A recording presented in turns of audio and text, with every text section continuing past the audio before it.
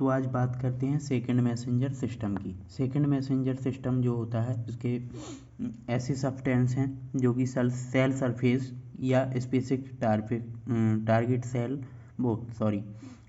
Site और cytoplasm यानी कि न्यूक्लियस को कम्युनिकेट कराने का कार्य करते हैं। यानी कि ये ऐसे सब्सटेंस हैं जो कि सेल सरफेस को न्यूक्लियस से कम्युनिकेट कराते हैं। ठीक है, एग्जाम्पल इसकी ये हैं CAMP, CGMP और IP3, DAG, कैल्शियम आयन। ये सभी सेकंड मैसेंजर होते हैं। ठीक है, यह सेल के सरफेस से रिसेप्टर यानी कि cell surface receptor hormone receive करते हैं और वहाँ से सिग्नल को कम्युनिकेट कराने का कार्य करते हैं।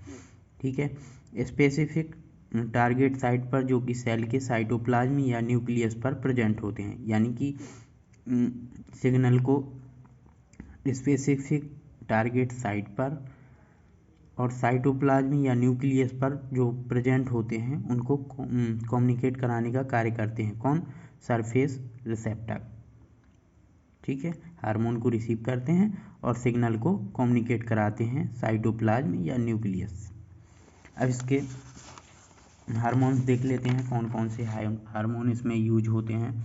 टाइप ऑफ मैसेंजर सिस्टम, पहले टाइप देख लेते हैं। एडिनाइलेज साइक्लेज यानी कि CAMP सेकंड मैसेंजर, और दूसरा होता है cell membrane phospholipid second messenger. तीसरा होता है calcium ion calmodulin second messenger. ठीक है, फर्स्ट वाला देख लेते हैं। फर्स्ट वाले में जो हार्मोन्स यूज होते हैं, ठीक है, तो बहुत सारे हार्मोन्स यूज होते हैं। ठीक है, इतने 9 मैंने लिखे हैं, इसके आगे भी होते हैं। तो ACTH यानी कि एडिनो कॉर्टिकोटोसिन हार्मोन, और एंजियोटोसिन, कैल्सिटोसिन और कैटेकोलामाइंस जो कि बीटा रिसेप्टर पर एक्ट करते हैं। ग्लूकोजन, PTH यानी कि पैराथायराइड हार्मोन, TCH यानी कि थायराइड स्टिमुलेटिव हार्मोन, सेक्रेटिन और सोमेटोस्टेटिन हार्मोन। ठीक है, और ये 10वां होता है वैसोप्रेसिन जो कि बीटा रिसेप्टर पर एक्ट करते हैं और एपिथेलियल सेल पर प्रेजेंट होते हैं। एपिथेलियल सेल्स जो होती है उस पर प्रेजेंट होते हैं और बीटा रिसेप्टर पर एक्ट करते हैं। कौन? Vasopressin hormone. ठीक है, ये हमारे हार्मोन्स हैं जो कि एडिनाइलेज साइक्लेज में कार्य करते हैं। ठीक है, अब हम इसको एक डायग्राम के माध्यम से समझ लेते हैं। ये हमारी सेल मेम्ब्रेन है। ठीक है,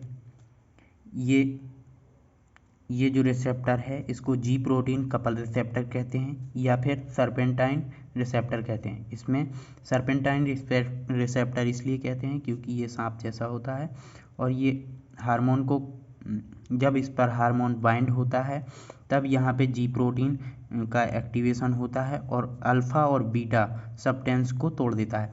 ठीक है, ये जो रिसेप्टर है हमारा, ये इंट्रासेलुलर रिसेप्टर है। यानी कि इंट्रा से मतलब ये है कि ये कोशिका के अंदर कार्य करता है, और ये एक्स्ट्रा सेलुलर रिसेप्टर है जो कि कोशिका के बाहर से हार्मोन को बाइंड करता है और यहाँ पे ये अंदर से बाइंड करता है। ठीक है, ये सेल मेम्ब्रेन है। अब इसकी कार्यविधि हम समझ लेते हैं। कार्यविधि में क्या होता है कि जब भी कोई हार्मोन इस रिसेप्टर पर बाइंड होता है तब ये G प्रोटीन का एक्टिवेशन कर देते हैं, और इसके एक्टिवेशन होने से जो यहाँ पे अल्फ़ा और बीटा सब्सटेंस होते हैं ये टूट जाते हैं, जिससे अल्फ़ा सब्सटेंस GTP से जुड़कर यहाँ पे इंट्रासेलुलर रिसेप्टर से जाके बाइंड होता है। ठीक है, तो यहाँ जो इंट्रासेलुलर का जो ये इनर पार्ट होता है यही एडिनाइलेज साइक्लेज की तरह बिहेव करता है। यहाँ पे G प्रोटीन का स्टिमुलेटरी करवाते हैं। ठीक है, अगर ये G प्रोटीन का स्टिमुलेटरी करवाने से ये स्टिमुलेट हो जाता है। ठीक है, और इन्वेटरी G प्रोटीन होने से ये इन्वेटेड हो जाता है। इसके इन्वेटेड होने से इसके स्टिमुलेट होने से ATP CAMP में कन्वर्ट हो जाती है। ठीक है, ATP CAMP में कन्वर्ट हो जाती है। अब CAMP जैसे ही एक्टिवेट होता है तो ये inactivate CAMP dependent protein kinase को activate CAMP dependent protein kinases में बदल देती है। ठीक है, ATP कन्वर्ट हुआ CAMP में, CAMP ने कन्वर्ट किया, CAMP ने एक्टिवेट किया किसको, इनएक्टिवेट डिपेंडेंट प्रोटीन काइनेसिस को, किसमें, activate CAMP dependent protein kinases में। अब जैसे ही ये एक्टिवेट होता है तो ये क्या करता है, प्रोटीन का फॉस्फोलाइजेशन करवा देता है। ATP जुड़ती है तो फॉस्फोलाइजेशन होता है। ठीक है, तो यहाँ पे ATP कन्वर्ट होती है ADP में और ये सेल रिस्पॉन्स के लिए जिम्मेदार होता है। ठीक है, तो ये हमारी सेकंड मैसेंजर की जो प्रक्रिया थी, ये पहली प्रक्रिया है। ठीक है, अब हम देख लेते हैं दूसरी प्रक्रिया। दूसरी प्रक्रिया थी हमारी cell membrane phospholipid second messenger. ठीक है, इसको हम देख लेते हैं। ये जो प्रक्रिया होती है हमारी cell membrane phospholipid second messenger, यानी कि ये फॉस्फोलिपिड्स द्वारा होती है, जैसा कि नाम से ही। अब इसमें हार्मोन जो यूज होते हैं, इतने हार्मोन यूज होते हैं। एंजियोटेंसिन, ठीक है, जो कि वेस्कुलर स्मूथ न्यूक्लियस, ठीक है, कैटेकोलामाइंस, GnRH यानी कि गोनेटोट्रोपिक रिलीजिंग हार्मोन, और ये होता है growth hormone releasing hormone. Oxytocin, TRH thyroid releasing hormone, यानी कि और इसमें होता है वैसोप्रेसिन यानी V1 receptor vascular smooth muscles पर पाए जाते हैं। ठीक है, अब इसका हम कार्यविधि समझेंगे। जब इस रिसेप्टर से कोई भी लिगैंड या हार्मोन बाइंड होता है तो यहाँ पे जो इसकी सरफेस में मेम्ब्रेन में जो फॉस्फोलाइपेज होता है उसका एक्टिवेशन हो जाता है। फॉस्फोलाइपेज C का एक्टिवेशन हो जाता है। जैसे ही फॉस्फोलाइपेज C एक्टिवेट होता है तो यहाँ पे PIP2 यानी कि PIP2 फॉस्फेटाइडल इनोसिटल बाईफास्फेट, इसका एक्टिवेशन हो जाता है और ये तोड़ देता है किसमें, इसको इसमें कन्वर्ट कर देता है दो चीज़ों में, IP3 और DAG में। DAG में टूट जाता है। जब ये DAG में टूट जाता है, ये थोड़ा सा गलत हो गया है। ठीक है, यहाँ जो ये यहाँ से शुरू होगा, तो मैंने इसे सही कर लिया है, ये गलत हो गया था। PIP2 को तोड़ देता है IP3 और DAG में। अब DAG की प्रोसेस हम समझ लेते हैं। ठीक है, DAG जो होता है डाईएसिल ग्लिसरॉल, तो डाईएसिल ग्लिसरॉल जो होता है इनएक्टिवेट प्रोटीन काइनेस C को एक्टिवेट प्रोटीन इसका फॉस्फोलाइजेशन करवा देता है। ठीक है, किसका, इनएक्टिवेट प्रोटीन काइनेस C का। तो ये कैसा हो जाता है, एक्टिवेट प्रोटीन काइनेस C, और ये किसी भी सेल के लिए यहाँ सेल रिस्पॉन्स होगा।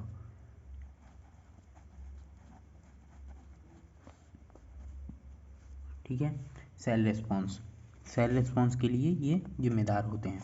ठीक है, अब ये होता है जो हमारा IP3 माइटोकॉन्ड्रिया और एंडोप्लाज्म रेटिकुलम को स्टिमुलेट कराता है, जिससे कैल्शियम आयन निकलता है। कैल्शियम आयन के निकलने से सेल में रिस्पॉन्स हम लोगों को देखने को मिलती है। ठीक है, DAG यानी कि डाईएसिल ग्लिसरॉल, IP3 यानी कि इनोसिटोल ट्राइफॉस्फेट, और ये जो PIP2 होता है इसे फॉस्फेटाइडल इनोसिटोल बाईफास्फेट बोलते हैं। ठीक है, फॉस्फोलाइपेज का पहले एक्टिवेशन होता है, फिर PIP2 को फॉस्फोलाइपेज IP3 और DAG में तोड़ देता है। DAG inactivate protein kinase C को एक्टिवेट प्रोटीन काइनेज C में बदल देता है और इसका फॉस्फोलाइजेशन करा देता है, जो कि सेल रिस्पॉन्स होता है। ठीक है, अब यहाँ पे IP3 यानी कि इनोसिटोल ट्राइफॉस्फेट माइटोकॉन्ड्रिया और एंडोप्लाज्म रेटिकुलम को स्टिमुलेट कराता है, जिससे कैल्शियम आयन निकलते हैं। कैल्शियम आयन सेल रिस्पॉन्स के लिए जिम्मेदार होते हैं। ठीक है, तो ये हमारा जो सेकंड मेथड था इसे हमने समझ लिया है। ठीक है, हम इसका थर्ड मेथड समझेंगे। इसका जो हमारा थर्ड मेथड क्या है? Calcium calmodulin second messenger system. ठीक है, इसमें क्या होता है? इसमें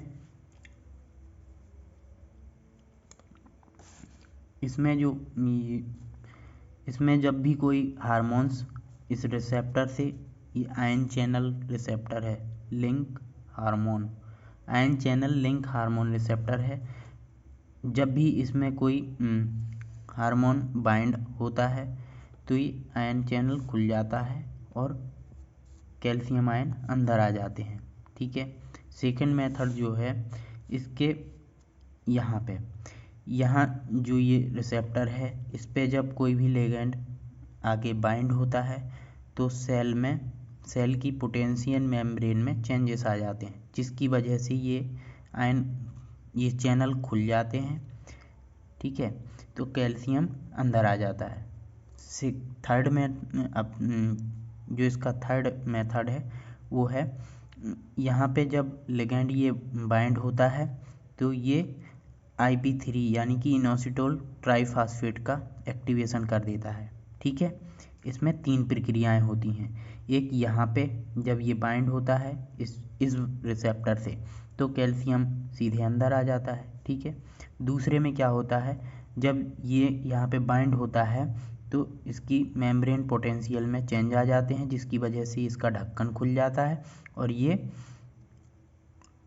कैल्शियम आयन अंदर आ जाते हैं। तीसरा मेथड है, जब यहाँ पे ये बाइंड होता है तो यहाँ पे एक्टिवेशन होता है IP3 का।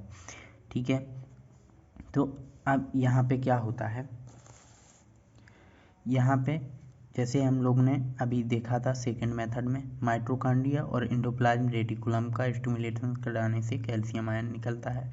ठीक है, यहाँ पे कैल्शियम सीधे आया ही है और यहाँ से कैल्शियम आया है। अब कैल्शियम आयन क्या करता है, इनएक्टिवेट कॉलमोडुलिन को एक्टिवेट कैल्शियम आयन कॉलमोडुलिन में चेंज कर देता है। ठीक है, जिसका जैसे ही ये एक्टिवेट होता है तो यहाँ पे ये जो इनएक्टिवेट डिपेंडेंट प्रोटीन काइनेस होता है, इसका एक्टिवेशन हो जाता है एक्टिव कॉलमोडुलिन डिपेंडेंट प्रोटीन काइनेस में।